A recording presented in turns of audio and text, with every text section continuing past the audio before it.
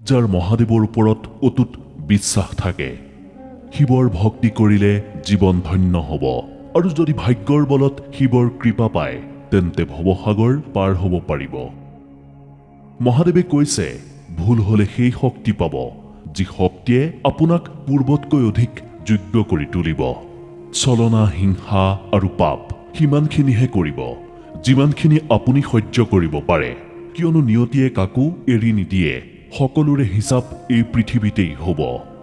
যদি আপোনাৰ কোনো শত্ৰু নাই তেন্তে ইয়াৰ অৰ্থ এইটোৱেই যে আপুনি সেই স্থানতো মৌন আছিল য'ত সত্য কথা কোৱাটো জৰুৰী আছিল। জীৱনত ইমান দিনে হয়তো আপুনি এই কথা বুজিব পাৰিছে যে দুৰ্বল মানুহৰ সৈতেহে গভীৰ সম্পৰ্ক হয়, যি বিশ্বাসক খেলা সামগ্ৰীৰ দৰে ভাবি লয়। ৰ'দ আৰু বৰষুণ দুয়োটাৰে মিলনৰ ফলতহে ইন্দ্ৰধনু হয়। সেইদৰে সুন্দৰ জীৱনৰ বাবে সুখ আৰু দুখ দুয়োটাই জৰুৰী। চিন্তা আৰু মানসিক চাপত মানুহে তেতিয়াই ভোগে যেতিয়া মানুহে নিজৰ বাবে কম আৰু আনৰ বাবে বেছিকৈ জীয়াই থাকে। সেই সময়বোৰক বেয়া বুলি নাভাবিব যি সময় আপোনাক কষ্ট দিছিল। বিপৰীতে সেই সময়ৰ সন্মান কৰক, কিয়নো সেই সময়বোৰে আপোনাক জীৱনৰ মূল্য বুজাইছিল। আপোনাৰ সফলতাৰ সময়ত সেইসকল কাষত থাকে যাক আপুনি বিচাৰে।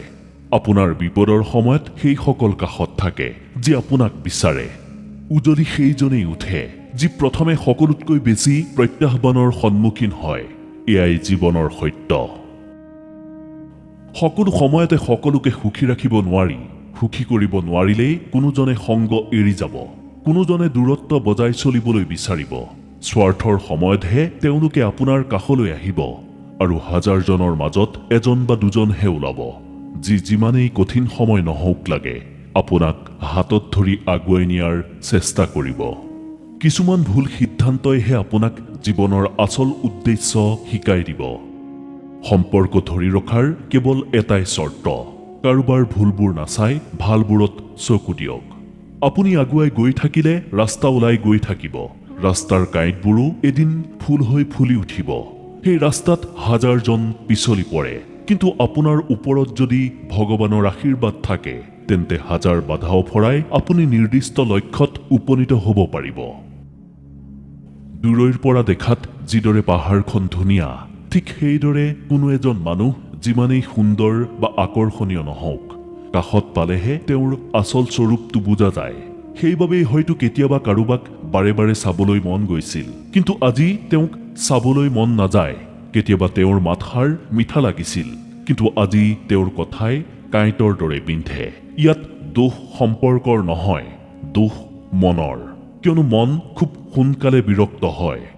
বিচৰালৈকে যিটো পোৱা নাযায় সেইটো তেতিয়ালৈকে সোণৰ দৰে লাগে, আৰু যেতিয়া সেইটো পোৱা যায় তেতিয়া সেইটো মাটিৰ দৰে লাগে। জীৱনটো তেতিয়াই বোজা যেন লাগিব যেতিয়া আপুনি কোনো এটা কাম কৰোঁতে এইটো মই কৰিছো বুলি ভাবিবলৈ ল'ব, কিন্তু যেতিয়া আপুনি সকলো ঈশ্বৰে কৰিছে বুলি ভাবিবলৈ ল'ব তেতিয়াই সেই বোজা দূৰ হ'ব। বেছি নভবা নিচিন্তাকৈ কৰা বিশ্বাস আৰু বিনা পৰিশ্ৰমেৰে কৰা আশা, এই দুয়োটাৰে ফল সদায় মিছা। গাখীৰ, দৈ, ঘিউ, মাখন এই সকলো এটা বস্তুৰ পৰাই তৈয়াৰ হয়, কিন্তু তথাপিও সকলোৰে মূল্য সুকীয়া। গতিকে জন্মই কেতিয়াও শ্ৰেষ্ঠত্ব নিদিয়ে, আপোনাৰ কৰ্মইহে আপোনাৰ মূল্য নিৰ্ধাৰণ কৰে। সকলো কথা শিকাটোৱেই জ্ঞান নহয়, কিছুমান কথা এৰাই চলাটোও জ্ঞান। আপুনি সকলো সময়তে ধৈৰ্য ধৰক আৰু ভগৱানৰ ওপৰত ভৰসা ৰাখক। সেই চমৎকাৰ এদিন অৱশ্যেই হ'ব যিটোৰ অপেক্ষাত আপুনি আছে। চিন্তা নকৰিব, এদিন ভগৱানে আপোনাৰ হেৰাই যোৱা হাঁহি পুনৰ ঘূৰাই দিব। আপুনি পুনৰ আগৰ দৰেই হাঁহিব পাৰিব, কেৱল বিশ্বাস নেহেৰুৱাব। যদি আপুনি কাৰোবাৰ বাবে নিস্বাৰ্থভাৱে কিবা এটা কৰিব পাৰিছে তেন্তে মনত ৰাখক, কৰবাত নহয় কৰবাত আপোনাৰ লগত ভাল কিবা এটা নিশ্চয় হ'ব। কোনোবাই আপোনাৰ বদনাম কৰিলেও সেয়া গুৰুত্ব নিদিব, কাৰণ মানুহে সেয়াহে আনক দিয়ে যিটো তেওঁৰ ওচৰত থাকে। আনক দিব পৰাকৈ মানুহৰ বদনামৰ বাহিৰে আজিৰ তাৰিখত একোৱেই নাথাকে। কোনো অভিযোগ বা সমালোচনা নকৰাকৈ মাত্ৰ এটা দিন কটাই চাওক। শান্তি আৰু সুখ বিচাৰি ফুৰিবলগীয়া নহয়। আপুনি সুখত আছে নে দুখত আছে তাক লৈ মানুহৰ একো আহে নাযায়। মানুহে আপোনাৰ কথাত কেতিয়াও মূৰ ঘুমাই নাথাকে। আপুনি মানুহক কিমান সুখী কৰিব পাৰিছে সেইটোতহে মানুহে গুৰুত্ব দিয়ে। কিছুমান ৰাস্তাত অকলেই যাবলগীয়া হয়, না বন্ধু না পৰিয়াল, কেৱল আপুনি আৰু আপোনাৰ সাহসেই আপোনাৰ সংগী। দুৰ্ভাগ্যও সৌভাগ্যলৈ ৰূপান্তৰ হ'ব। ভাগ্যৰ দুৱাৰৰ বন্ধ তলাটো খোল খাব। আন্ধাৰৰ মাজতো সেই খোলা দুৱাৰখন চকুত পৰিব যেতিয়া আপুনি মহাদেৱৰ চৰণত ঠাই পাব। ভগৱানেই সকলোৰে দাতা, ভগৱানেই ভাগ্য বিধাতা। যেতিয়া কোনেও লগ নিদিয়ে তেতিয়া ভগৱানেই সংগ দিয়ে। মহাদেৱে কৈছে, প্ৰয়োজন অবিহনেও আনৰ খিয়াল ৰখাটো এজন ভাল ব্যক্তিৰ পৰিচয়। আশা সদায় ঈশ্বৰৰ ওপৰত ৰাখক, কাৰণ এই পৃথিৱীত যিমান সোনকালে ঈশ্বৰ প্ৰসন্ন হয় সিমান সোনকালে কোনো মনুষ্য প্ৰসন্ন নহয়। যি ব্যক্তিৰ মন শান্ত, যি ব্যক্তিয়ে কথা কওঁতে আৰু কাম কৰাৰ সময়ত শান্ত হৈ থাকিব পাৰে, তেওঁ এই সত্যক জয় কৰিব পাৰে। দুখ সমস্যাৰ পৰা তেওঁ মুক্ত হ'ব পাৰে। জুইশলাৰ কাঠিটোৱে আনক জ্বলোৱাৰ পূৰ্বে নিজেই জ্বলে, সেইদৰে আমাৰ খঙো জুইশলাৰ এটা কাঠিৰ দৰেই, যি আনক বৰবাদ কৰাৰ পূৰ্বে নিজৰ মন মগজুক জ্বলাই বৰবাদ কৰে। পৰিপক্ক কথা কেৱল দুজন মানুহেই কয়।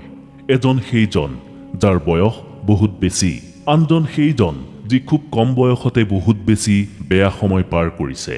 আপোনাৰ বাহিৰে এই পৃথিৱীত আৰু কোনেও যে আপোনাৰ কথা নাভাবে, এই কথা আপুনি যিদিনা বুজি উঠিব সেইদিনাৰ পৰাই আপোনাৰ আচল জীৱন আৰম্ভ হৈ যাব। অত্যধিক আশা কৰা ত্যাগ কৰক, মনৰ শান্তি পুনৰ ঘূৰি আহিব। কিছুমান মানুহে সদায় হাঁহি থাকে, কিয়নো তেওঁলোকে জানে যে তেওঁলোকৰ দুখ বুজিব পৰা মানুহ কোনো নাই। তেওঁলোকে জানে যদি কাৰোবাক মনৰ কথা প্ৰকাশ কৰে তেতিয়া আনে সেইটোত আনন্দহে লভে। যি আনৰ প্ৰাপ্য আৰু সুখ কাঢ়ি লয় সেইজনৰ সুখৰ আয়ুস বহুত কমি আহে। সম্পৰ্ক এটা ধৰি ৰাখিবলৈ বহুত নম্ৰ হ'বলগীয়া হয়। হিংসা ক্ৰোধৰ জৰিয়তেতো কেৱল মহাভাৰতহে হয়। সদায় সেই কামটো কৰক যিটো শুদ্ধ, সেইটো নকৰিব যিটো সহজ।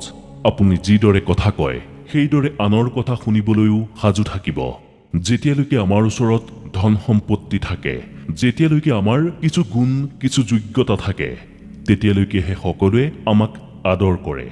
পৰিৱৰ্তনেই প্ৰকৃতিৰ নিয়ম। হিংসা আৰু ঘৃণাৰ কোনো অস্তিত্ব নাথাকে। ত্যাগ অবিহনে কিবা এটা পোৱাটো অসম্ভৱ, কিয়নো এটা উশাহ ল'বলৈ হ'লে আন এটা উশাহ এৰিবলগীয়া হয়।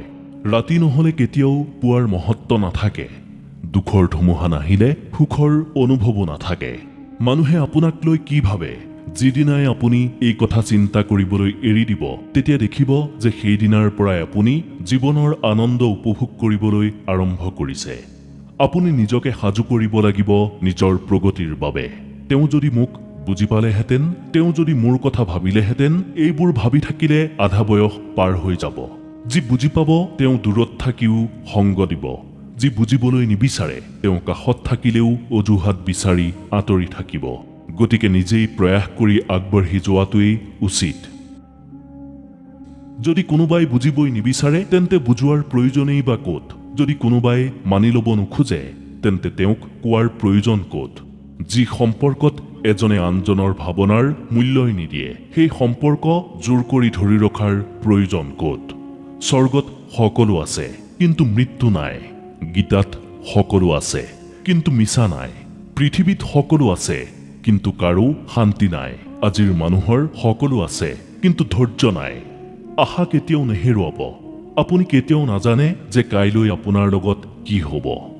মহাদেৱে কৈছে, যি নিজৰ বাবে বিচাৰে তেওঁ কেৱল ভক্তহে, যি সকলোৰে বাবে বিচাৰে তেওঁহে শিৱভক্ত হ'ব পাৰে। মানুহৰ পতন সেইদিনাই আৰম্ভ হয় যেতিয়া মানুহে আপোনজনক খালত পেলাবলৈ পৰৰ পৰা পৰামৰ্শ লয়। যেতিয়া মানুহৰ প্ৰয়োজন সলনি হয় তেতিয়া মানুহৰ কথা কোৱাৰ ধৰণো সলনি হয়। যি পাৰ হৈ গ'ল তাক লৈ চিন্তা কৰিব নালাগে, যি লাভ কৰিছে তাক হেৰুৱাব নালাগে। সফলতা কেৱল সেইজনেই অৰ্জন কৰে যি জটিল পৰিস্থিতি আৰু সমস্যাত পৰিও ভাগি নপৰে। নিজৰ চকু সদায় সেই বস্তুটোত ৰাখক যিটো আপুনি পাব বিচাৰে, সেইটোত নহয় যিটো আপুনি ইতিমধ্যেই হেৰুৱাইছে। একো স্থায়ী নহয়। নিজেই নিজকে ইমান বেছি কষ্ট নিদিব। পৰিস্থিতি লাগিলে যিমানেই বেয়া নহওক, এদিন সময়ৰ সৈতে সেই পৰিস্থিতিও দূৰ হ'ব। সময়ৰ সমানে সমানে বহুত কিবা কিবি সলনি হৈ যায়, মানুহো সলনি হয় যাত্ৰাপথ, অনুভৱ, আৰু কেতিয়াবা সময়ে নিজকো সলনি হ'বলৈ বাধ্য কৰায়। আপুনি যিটো আজি আনৰ লগত কৰিছে সেইটো কাইলৈ আপোনাৰ লগতো হ'ব। এয়াই নিয়তিৰ নিয়ম। হ'ব বিচাৰে যদি কাৰোবাৰ অভাৱ হওক, প্ৰয়োজন নহ'ব। প্ৰয়োজনটো যিকোনো এজনে পূৰাব পাৰে, কিন্তু কাৰোবাৰ অভাৱ কোনেও পূৰাব নোৱাৰে। কাৰোবাক যদি একো দিব পৰা নাই তেন্তে আশীৰ্বাদ দিয়ক, কিয়নো আশীৰ্বাদ সেই উপহাৰ যাৰ কাৰণে ধনীজনেও হাত জোৰ কৰে। যদি কেতিয়াবা এনে অনুভৱ হয় যে মোৰ বাবে আনৰ অসুবিধা হৈছে, তেন্তে তাৰ পৰা আঁতৰি যোৱাটোৱেই উচিত। ঈশ্বৰকেই সকলোতকৈ প্ৰিয় বন্ধু বুলি ভাবি লওক, কিয়নো গোটেই পৃথিৱীয়ে আমাক ত্যাগ কৰিলেও একমাত্ৰ পৰমাত্মাই আমাক কেতিয়াও অকলে এৰি নিদিয়ে। এনে মানুহৰ সৈতে সদায় বন্ধুত্ব বজাই ৰাখক, যি সদায় আপোনাক আগুৱাই যোৱাত প্ৰেৰণা দিয়ে, যি আপোনাক আপোন বুলি ভাবে, আপোনাৰ খিয়াল ৰাখে, আপোনাক মৰম দিয়ে, যি আপোনাক সহায় কৰে আৰু আপোনাক বুজে, সেইজনক কেতিয়াও নেহেৰুৱাব। মৃত্যুৰ সময়ত আপোনাৰ কথা কোনেও নুশুনে।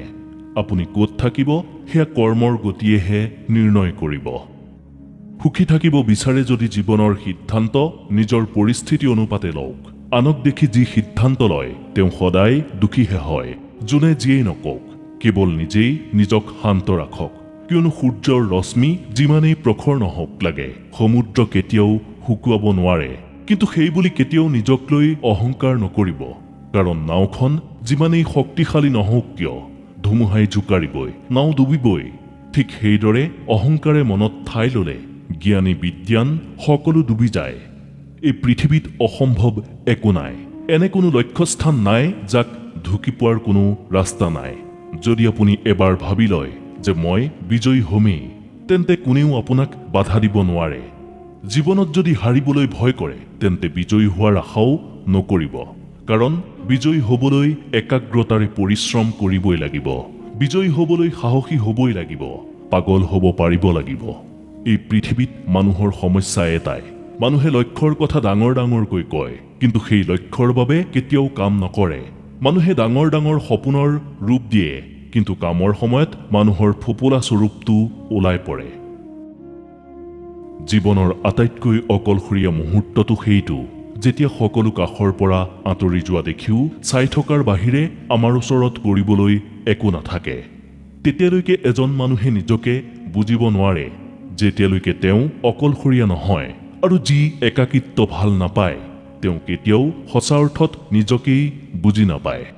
যদি আপুনি নিজকে পুনৰ জীয়াই তুলিব বিচাৰে তেন্তে অকলশৰীয়া হৈ কিছু সময় অতিবাহিত কৰক। তেতিয়াহে আপুনি আপোনাৰ ভিতৰত এখন নতুন পৃথিৱী দেখা পাব। জীৱনৰ এটা নিয়ম সদায় মনত ৰাখিব, বন্ধুত্ব সকলোৰে লগত কৰক, কোনো কথা নাই, কিন্তু বিশ্বাস আৰু ভৰসা সদায় নিজৰ ওপৰত ৰাখিবলৈ শিকক। নিজৰ ৰাস্তা নিজেই বাছি ল'বলৈ শিকক, কাৰণ আপুনি কিমান দূৰ আগুৱাই যাব পাৰিব সেয়া কেৱল আপুনিহে জানিব। লক্ষ্য আপোনাৰ, লক্ষ্যস্থানো আপোনাৰ, গতিকে পৰিশ্ৰমো আপুনিয়েই কৰিব লাগিব। কোনোবাই যদি আপোনাক বুজি নাপায় বা বুজিব নিবিচাৰে তেন্তে সেইসকলৰ পৰা দূৰ হৈ চলাটোৱেই হৈছে জীৱনত জীয়াই থকাৰ মূল মন্ত্ৰ। আপোনাৰ হাতত সময় তেনেই কম, গতিকে অযথা কামত অদৰকাৰী মানুহৰ লগত সেই মূল্যৱান সময় বৰবাদ নকৰি নিজৰ সপোনটোৰ দিশে আগুৱাই যাওক।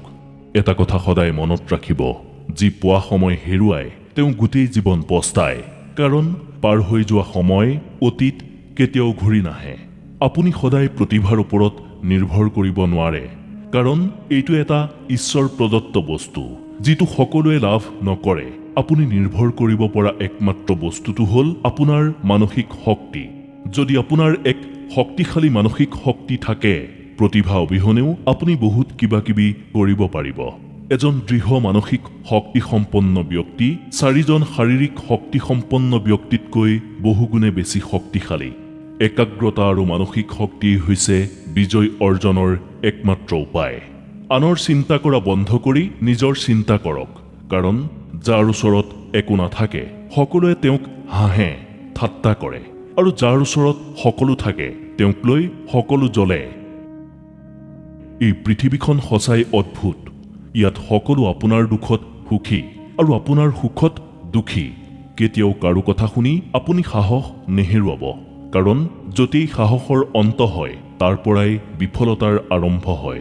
গতিকে পৰাজিত হ'লেও মানসিকভাৱে কেতিয়াও হাৰ নামানিব, কাৰণ খেলপথাৰত যদি এবাৰ হৰাৰ পিছত পুনৰ চেষ্টা কৰা যায় তেতিয়া বিজয়ী হোৱাৰ সম্ভাৱনা থাকে।